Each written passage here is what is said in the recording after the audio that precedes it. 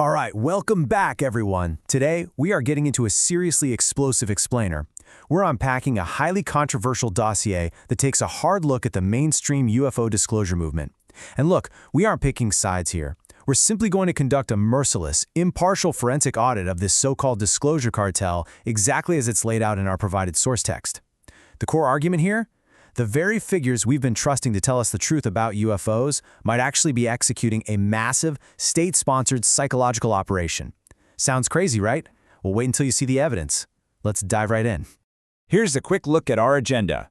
We're going to hit Section 1, the Limited Hangout Protocol. Section 2, AATIP in the Firewall. Section 3, Stripping the Telemetry. Section 4, Optical Physics and Swarms. And finally, Section 5, Patents and Profit Motives. Okay, Section 1, the Limited Hangout Protocol, Managing the UFO Narrative. So, to understand this entire dossier, we first have to understand a specific intelligence counter strategy called the Limited Hangout. The text actually labels these prominent UFO disclosure advocates as Archonic content managers. Basically, the idea is this. When your cover story is completely falling apart, you intentionally admit a partial truth. You toss the public a tiny piece of the puzzle to satisfy their curiosity, but you do it strategically, to withhold the much larger, far more damaging core secrets. It's like offering someone a decoy so they stop looking for the real treasure. And this isn't just a made-up internet term. Listen to this quote straight from former CIA executive assistant Victor Marchetti. He literally described the limited hangout by saying they resort to admitting some of the truth while still managing to withhold the key and damaging facts. According to the source material, this is exactly what the UFO disclosure cartel is doing to us right now. They openly admit that UFOs exist, sure, but they heavily push this narrative that they are an unexplainable extraterrestrial mystery. Why? To hide the fact that these are actually heavily patented human-built military machines. Now, what's really fascinating is how the text applies this directly to Luis Elizondo. You know, the famous former Pentagon official leading the charge for disclosure. Well, look at his actual resume. He is a career U.S. Army counterintelligence special agent. And what is the primary directive of counterintelligence? It definitely isn't radical public transparency. It's protecting classified information, often through deception and false flags. The source poses a really compelling question here. How does a guy whose entire career is built on state-sponsored deception suddenly become the ultimate champion of public truth? It definitely makes you think. Moving on to Section 2, AATIP and the Firewall, Bureaucratic Decoys versus Real Data. Let's look at the actual money behind these government programs because the source text does some ruthless math here. AATIP, which was the Pentagon's highly publicized UFO unit led by Elizondo, had a budget of $22 million over 5 years. Now, for the Department of Defense, $22 million is literally couch change. It's a rounding error. Compare that to the staggering $21 trillion, yes, trillion with a T, in unsupported journal voucher adjustments reported by the DoD Inspector General. The text argues that AATIP was just a cheaply funded honey trap, a bureaucratic decoy designed to distract us, while the actual multi-trillion-dollar black budget aerospace program stayed completely buried. So, if AATIP was a decoy, where is the real data?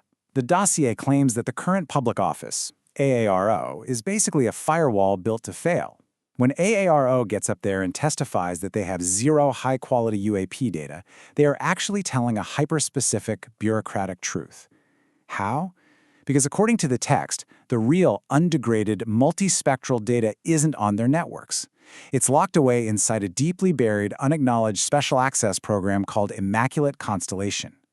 AARO literally cannot disclose what it isn't cleared to see. All right, Section 3, Stripping the Telemetry, the Corbell Tactic. So if the high-def data is locked up in a shadow program, what exactly is the public being fed? The text outlines a highly specific protocol for how these viral videos are released, and they call it the Corbell Tactic, pointing directly at filmmaker Jeremy Corbell. Here is how it works. Step 1, acquire a highly degraded monochromatic thermal video.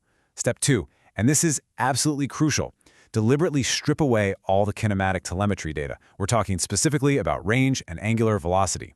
Step 3, release this newly stripped footage through a civilian conduit as a totally inexplicable, physics-defying mystery. And here is why stripping that data is so important. Look at the basic physics on the screen. Transverse velocity equals range times angular velocity. Acceleration is the change in velocity over time. By deliberately removing the range and the angular velocity from these leaked videos, civilian aerospace engineers literally cannot do the math to calculate how fast the object is actually going. The source argues this is a deliberate tactic. If you can't run the math, you can't prove that these craft are actually moving at normal, conventional speeds. It's the perfect way to hide human-made terrestrial technology. Section 4. Optical Physics and Swarms. Debunking the USS Omaha Pyramids. Let's actually put this theory to the test with a famous case study. The 2019 USS Omaha video. You know the one. The glowing pyramids swarming the ship. Well, to understand what's actually happening there, we need a quick lesson in optical physics, specifically Fraunhofer diffraction. Now, that's a very fancy term, but in photography, it's just known as the Bokeh effect. It's a super common optical phenomenon where an out-of-focus point of light blooms into the exact shape of the camera's internal aperture.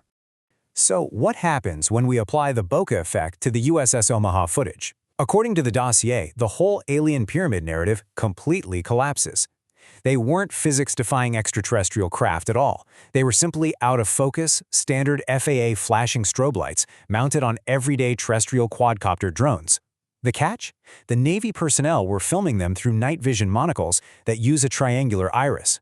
The out-of-focus light simply bloomed into the triangular shape of the lens. It wasn't an alien invasion, guys. It was just a camera artifact. But wait, that begs the question, what were terrestrial drones doing swarming a Navy ship? Well, the text points us directly to U.S. Patent 10345-431B2, better known as Project Nemesis. This is a fully documented, highly classified U.S. Navy electronic warfare program. The text alleges the Navy was beta testing autonomous, radar-spoofing drone swarms against their own ships. And instead of telling the public the truth, they let us see blurry video and told us it was aliens.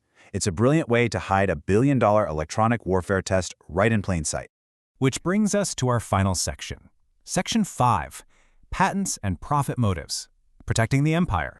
So if this is all just a massive cover-up of our own human-made tech, why do these prominent UFO figures keep pushing the alien mystery? The source claims it all comes down to patents and profit. Look at this table. These are real, public patents. The text claims independent researchers have literally emailed this exact data directly to figures like George Knapp, who just completely ignores it. Look at this. Lockheed Martin holds a patent for a compact fusion reactor.